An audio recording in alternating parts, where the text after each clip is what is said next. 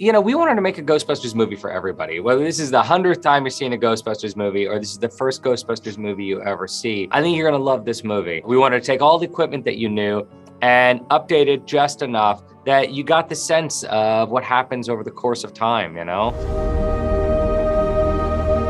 Was machst du hier eigentlich in Somerville? Wir sind komplett pleite und mein Großvater hat uns dieses unheimliche alte Farmhaus mitten in der Pampa vermacht. Ihr Vater war nicht so der Hausmann. Er konnte kaum das Haus am Laufen halten. Wollen Sie sagen, er hat uns nichts hinterlassen? Also, ich würde nicht nichts sagen.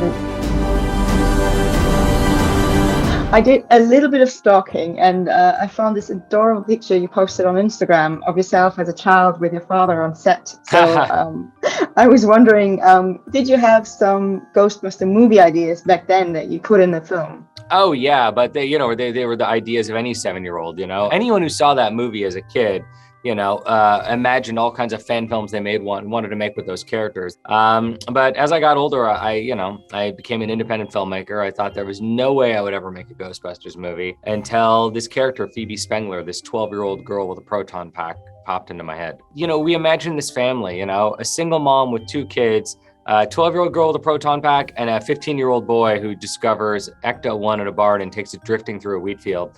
I am the son of a Ghostbuster, so I guess it kind of makes sense that I would make a movie about the daughter and grandkids of a Ghostbuster. I play Phoebe. She's kind of this awkward, nerdy, young girl. She has her brother and her mom, but they're not really into like science or the same things as her. So she doesn't really have much to connect to. She has a hard time making friends.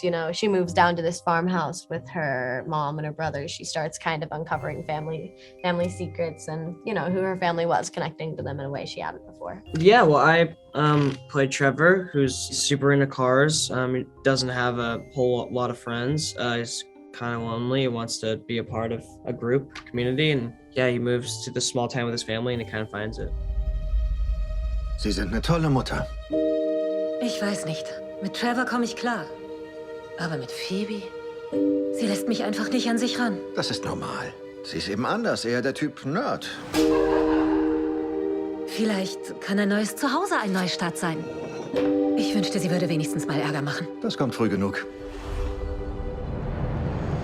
I heard, Carrie, that Paul improvised some lines in the movie, and I was wondering, since you had some really great one-liners, were you able to improvise some of them too? Yes, but mostly with Paul. I think they didn't trust me unless I was with Paul to do it. Luckily, Paul's had a lot of experience doing that. As you probably know, I come from the world of drama and a lot of fidelity to the script as I'm a theater actor. So it was nice to have somebody so experienced to do that with. And Paul made it really easy and really fun to attempt it. And Jason was certainly very open to those possibilities. I think you're being very, very complimentary, Carrie, and that's not true at all. Carrie can do everything. I think anybody that knows her knows that to be true.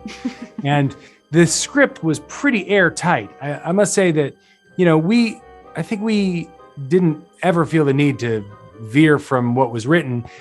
We had our date scene, and I think Jason wanted us to just act like we were on a first date. And and there were moments I think there that we got to kind of just take a few off-roads and see what would happen. But I want to say, like, looking back and thinking of what's in the film, most of it I think was in the script.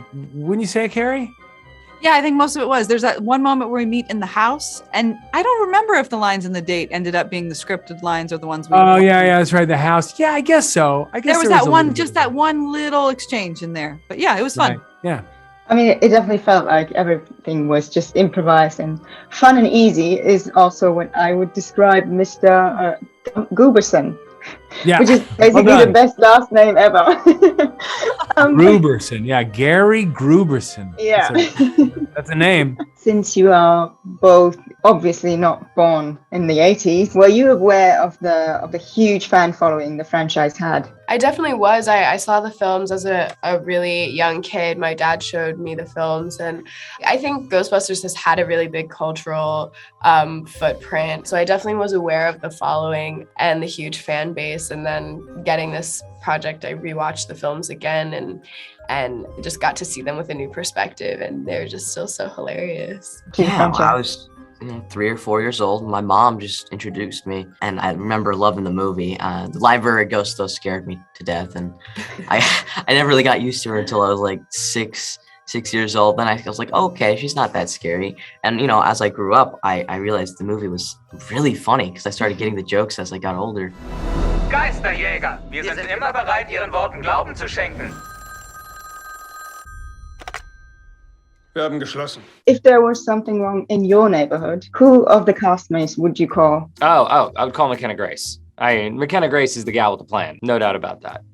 I'd probably call Jason. But then again, I'd probably call No, Carrie would be you, though, really like- good. Carrie's really level-headed. Carrie would Yeah. be okay. And then again, I could call you. I would Yeah. call you. Yeah, I'd call you.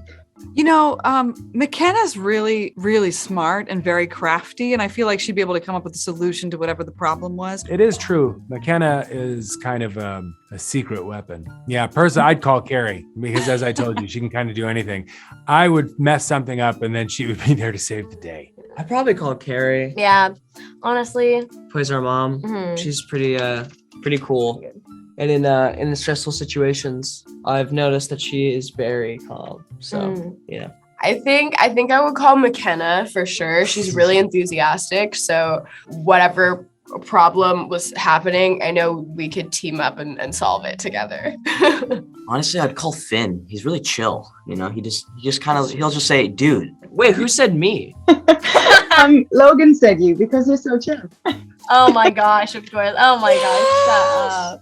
I don't think I wouldn't call Finn. He's too chill. I feel like he would be like, it's fine. That's exactly why I wanted Finn. Because there's no problem, man. Would you be willing to come back for a sequel? Yeah, if the opportunity comes, then yeah, I'd be down to do it. I mean, the movie was super fun to do, and I think it turned out really well. Of course, we would love to get back in the suits and work together again. Yeah. Yeah, absolutely. Yes, of course. Of yeah. course, yeah, in a heartbeat. We're, it's been 2 years, and so now we're just kind of waiting for it to come Hoping. out. And after that, hopefully maybe we'll get a call. But look, every culture has its ghost stories and has a relationship with the unknown. And I hope that Ghostbusters Afterlife sets the table so that we can get all kinds of new Ghostbusters movies from all of our favorite directors.